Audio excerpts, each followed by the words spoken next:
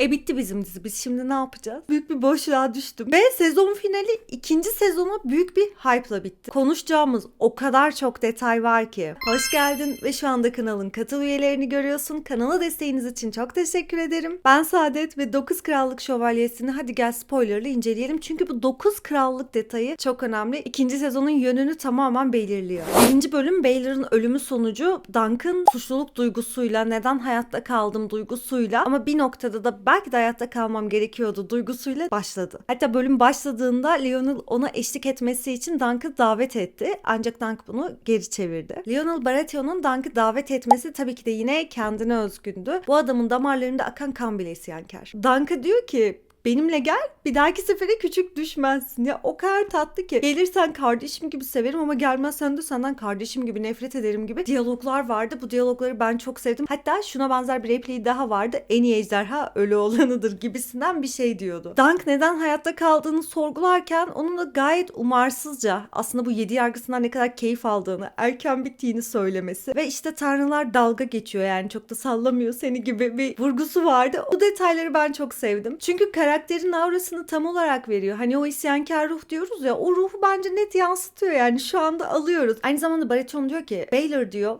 kendisini diyor koruyan insanlara karşı savaştı diyor. Yani Dunk senin için savaşan bizdik diye tekrardan vurguluyor ki bence burası çok doğru. Kesinlikle katılıyorum. Yani Maykar'ın ahmaklığı yüzünden kalkıp da bu kadar triplendiğimiz yeter. Valar Targaryen'in saçındaki detayı bile kitaptan alıp birebir uyarladıkları detaylara, bunlara konuşmaya gelmeden önce şunu söylemek istiyorum. Baelor'un cenazesinde bir ateşle yakılma ritüeli vardı. Bu aslında lore'a o kadar uygun ki. Çünkü şu anda Aeron hariç Targaryen'ların ejderhaları olmadığı için bu şekilde ölüyü yakarak bir cenaze töreni yapıyorlar. Ve biz orada Valar'ı görüyoruz. Yani ejderhalar olmasa da o alev yanacak. Valar Targaryen detayı arkadaşlar muazzam gerçekten. Valar'ın saçındaki o ak tutama kadar gönderme yapmışlar. Zaten House of the Dragon'ı belki de bu saç ve ten renklerinden dolayı da sevmiyoruz. Büyük ihtimalle. House of the Dragon'a girmeyeceğim. O başka bir videonun konusu diyorum ve devam ediyorum. Ancak çeşitlilik kazandırmak adı altıyla tamamen hani ateş ve kandan sıyrılarak kendi içinde bir bütünlük oluşturan bir diziye döndü. Eğer ben kitabı okumasaydım bu diziyi çok severdim. Bayılırdım. Acayip hoşuma giderdi. Diziyle ilgili birkaç eleştirim var. Tutamayacağım içimde. Onu da söylemek istiyorum. House of the Dragon'ın teaserının A Night of the Seven Kingdoms sezon finali bölümüne 2 gün kala yayınlanması. Bilmiyorum bunlar bana hoş gelmiyor. HBO neden böyle bir şeye izin vermiş? Yani önümüzdeki günlerde yayınlansa daha iyi olurdu. Tabii bununla da sınırlı kalmadı. Breaking Bad'de bir puan yarışması oldu dizinin. Ya gerçekten çok komik, çok tatlı. Ama şu anda ikisi de birbirinin puanlarını aşağıya düşürdü bütün fanlar. Yine de yani puanladık mı bölümü? Puanladık. Yapacak bir şey yok. Valar'ın saçındaki o beyaz tutamı kitaptan almışlar. Diziye böyle koymuşlar. Peki sadece beyaz tutam mı? Hayır. Valar'ı canlandıran oyuncunun gözlerinde heterokromi rahatsızlığı olduğu söyleniyor. Bu sebepten de zaten lens kullanılmamış. Ancak Baelor'da ise lens kullanıldığı söyleniyor. Yani ana hikayeye bu kadar sadık kalarak neler yapıyorsunuz? Ya izlediğimde dizi boyunca full şu vardı. Ben bu replikleri daha önce bu kitapta okudum dedim. Sürekli bunu tekrarladım ve bunu görmek çok hoşuma gitti. Birinci bölümden sezon finali olan 6. bölüme kadar kitaba ne kadar sadık olursa olsun bir noktada da kitaptan başkalaşıyordu. Yani kitaptaki bazı küçük detaylar değiştiriliyordu. Mesela yumurtanın babam izin verdi deyip aslında kaçak bir şekilde Ege yoldaşlık etmesi. Bu beni şaşırtan bir başka detaydı ancak sırayla gideceğiz. Baelor'un ölümü hepimizi derinden sarstı bir kere. Ama bunun sebebi Westeros'un kaderinde bir kırılma anı yaşattığı içindi. Yani George R. R. Martin'in iyi Targaryenlarla bir problemi var. Hepsini toprağa gönderiyor sırayla. Bunu sadece bir trajedi olarak algılamaktan ziyade devasa bir kırılma olarak görmek daha doğru aslında. Valar'ın Dunk ile yaptığı o konuşma neydi öyle? Babasının zırhında ölen çok oldu ama çocuğunun zırhında ölen bir baba kaç tane var?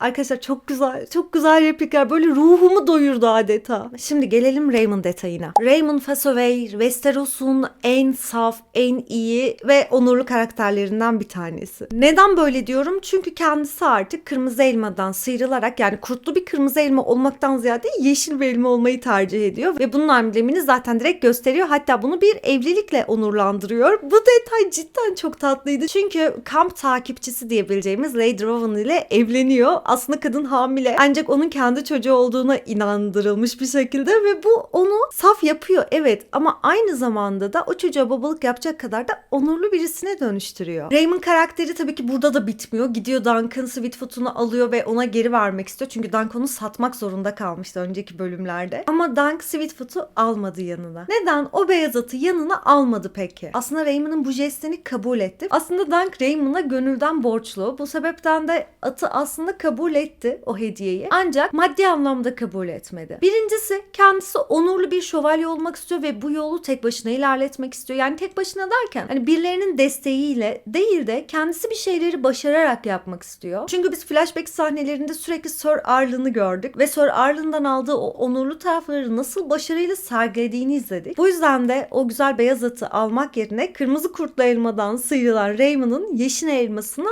armağan etti aslında. Oldukça onurlu bir davranış ki biz sezon finalindeki son sekansta ne gördük? Bir veda sekansıydı. Aslında izleyiciye vedadan daha çok Sir Arlen'a bir veda gördük orada. Dunk Egg'le birlikte at sürerken Sir Arlen de o beyaz atın üstündeydi ve Sir Arlen sola saparak devam etti ve Dunk ona belki de son kez selam çaktı. Yani kendi yolunda ilerleyeceğini, artık öğreneceği her şeyi öğrenmiş olduğunun alt metni olarak bu sekansı verdiler bize. Çok sevdim. Ayrıca Dunk bu bölümde sadece Lionel Baratheon'un teklifini reddetmedi.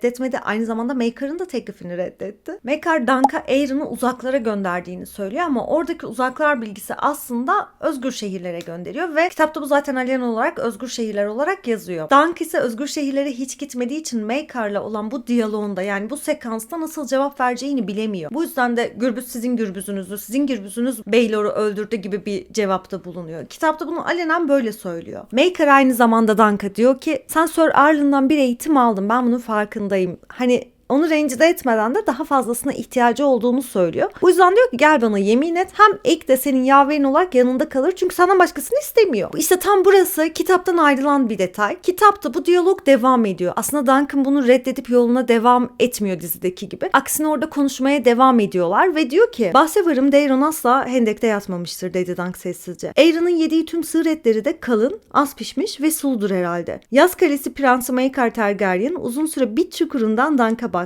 Çenesi gümüş sakalının altında sessizce inip kalkıyordu. Sonunda döndü, uzaklaştı ve tek kelime dahi etmedi. Dunk adamlarıyla birlikte atlarına binip ayrıldığını duydu.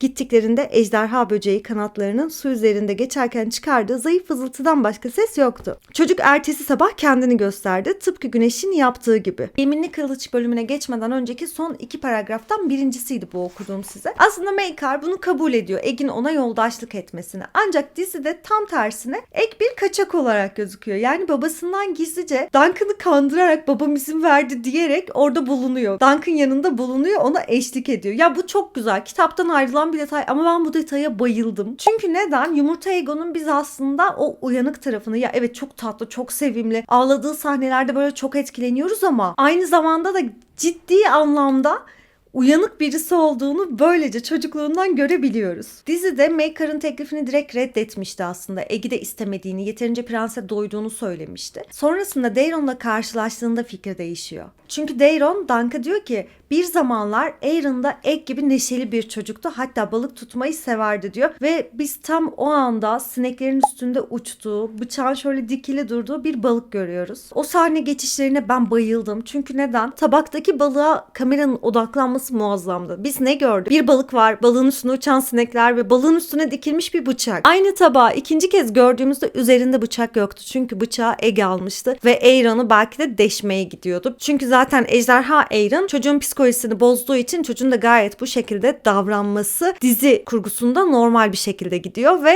Maker'ı gördüğünde şok olduk. Ben de Egg'le birlikte şaşırdım. Beklemiyordum onu orada açıkçası. Malum ejderha Aeron'un kendisini bir kaleden nasıl uçtuğunu bize göstermesini istiyoruz. Önceki bölüm incelememde şunu söylemiştim. Hem Maker'ın hem Dunc'ın o suçluluk duygularını nasıl işleyecekler görmek istiyorum. Çok güzel işlediler. Hani Maker'ın kendisini bir kardeş katili olarak görmesi ama bunun yanında Dunc'a da hani senin de yüzünden öldü. En ufak bir sıkıntıda halk direkt seni de anacaklar. Bir gezgin şövalye yüzünden öldü diyecekler diyor. Dunk ise ona karşılık olarak benim de elim ve ayağım gidecekti ama diyor. Bak burası çok önemli çünkü Maker diyor ki ayağı olan bir sürü gezgin şövalye var. Yani bu şu hani o ayak nerede ileride senin işine yarayacak. Şu ana kadar hem okuyup hem izlediğim diziler, filmler arasındaki bence en başarılarından bir tanesi. Tabii bu arada biz yine bir çiş detayı gördük dizinin başlarında. Ya bunu her bölümde yaptılar. Bu sefer de Lionel Baratheon'un nasıl çişini yaptığını gördük. Yani merak ediyorduk zaten. Bunu da görmemiz iyi oldu. Umarım ki ikinci sezonda yapmazlar. Hani sürekli bir çiş, kusmuk. Tamam, kitapta da bazı detaylar var ama böyle aleni bir şekilde hani böyle oturup izlemiyoruz ya. Bir satırda söylüyor ve geçiyor. Anlıyoruz, karakter gergin ve istifra ediyor. Ancak hani ya da ne bileyim işte tuvaleti gelmiştir. Ama hani uzun uzun nasıl çişini yaptığını görmek zorunda değiliz bence ya. Ya umarım ikinci sezonda bu detaydan vazgeçerler. Çünkü bu detayı her bölüme uzun uzun koyuyorlar. Anlıyorum, hikaye kısa ve bu hikayeyi uzatmak istiyorlar. Bu yüzden de bazı sekanslar hani Türk filmi sekansına dönüyor. Hani bazen böyle Duncan suratına uzun zoomlar yapılıyor. Böyle bekliyoruz Duncan suratında. Hatta etrafı uzunca bir süre soluyoruz. Bunların hiçbirine itirazım yok. Yapılabilir. Ancak hikayenin üstüne madem bu kadar güzel katabiliyorsunuz, biraz daha katabilirsiniz. Zaten George R. R. Martin bunu onaylamış. Hani George R. R. Martin'in onayladığı yerde biz mi diyeceğiz ki olmamış. Yani demeyiz. Doğum günü kızından gelen desteği yakaladınız mı? Bak orası da efsaneydi, tamam mı? Kız geliyor ve diyor ki sana yapılan haksızlıktı. Duncan oradaki tavrı şeydi böyle. Ya benim derdim başımdan aşkın, sen gelmiş burada bana ne diyorsun dercesine bir teşekkür etti. O da çok espriliydi bence. Aslında çok ciddi bir atmosfer ama bana nedense öyle geldi. Bilmiyorum, aranızda böyle düşünenler var mı o sahneyle ilgili? Eğer varsa lütfen yorumlarda kendini gösterir misin? Bu konuda yalnız olamam. Dizideki flashbackler hep önemliydi ama bu bölümün flashback'i ise Sir Arlen'a neden beni şövalye yapmadın sitemiydi. Sir Arlen orada bir hikaye anlatıyor. Duncan diyor ki ben bunu zaten defalarca dinledim. Sade de gel ya bana söyle, beni neden şövalye yapmadın? Ben seni bırakmazdım ki diyor böyle duygusal bir tonda. Orada Duncan'a böyle sarılmak istiyor insan, hani teselli vermek istiyor. Yazıktır, günahtır, yap şu çocuğu şövalye. Bak yıllarca bunun altında ezilecek demek istiyoruz ama Sir Arlen gözlerini açıyor ve diyor ki gerçek bir şövalye her zaman hikayeyi bitirir diyor Sir Arlen ve bu da tam olarak zaten Duncan Egg ile olan ikili dinamizmini ileriye taşıyan bir şey olduğunu düşünüyorum. Yani Duncan kodlarını işleyen büyük bir detay aslında. Aynı zamanda Maker'ın Egg'i Duncan yanında böyle sefil bir halde göndermek istememesini çok iyi anlıyorum. O ejderha kanını taşıyor, onu temsil ediyor. Targaryenlar için önemli birisi. Hani her ne kadar önemsiz olarak dursa da şu anda hani beklediği varis olma hakkını düşünürsek, o sıralamayı düşünürsek evet, ancak yine de Maker tek oğlum diyor bir noktada. Çünkü Daeron bir alkolik. Hani kendinden geçiyor, rüyalar görüyor. Bunu alkolle absorbe etmeye çalışıyor. Aynı zamanda Aeron kendini ejderha sanıyor. Atlas'a da görsek. Bu yüzden de Egg'in Maker için ekstra bir kıymeti olduğunu böylece dizi bize verdi. Ama yine de tek oğul nedir yani? Aslında adam bak burada fark etmiş her şeyi, tamam mı? Demiş ki yani bunlardan bir cacık olmaz. Olursa Egg'den olur. O da nasıl olur? Şimdi 9 krallık şövalyesi muhabbetine geliyoruz arkadaşlar. Burası acayip önemli. Egg babasından sıyrıldı. Duncan yanına geldi ve Duncan'ı kandırdı. Yani tam Egg'lik bir hareket. Hani yumurta kafalık bir hareket. Yumurta Aegon'un perspektifinden ikinci sezon gelecek demek o 9 krallık şövalyesi. Çünkü neden? Aslında sıradan halk, Sir Duncan gibi olanlar 7 krallık olarak biliyor. Çünkü neden? Gördükleri, duydukları, maksimum deneyimledikleri o kadardır. Ancak Targaryenların iyi bir eğitimi olduğunu, üstadlardan eğitim aldığını biliyoruz. Şimdi bu üstadlardan eğitim almış kişiyle Duncan arasında bir fark olmalı her zaman.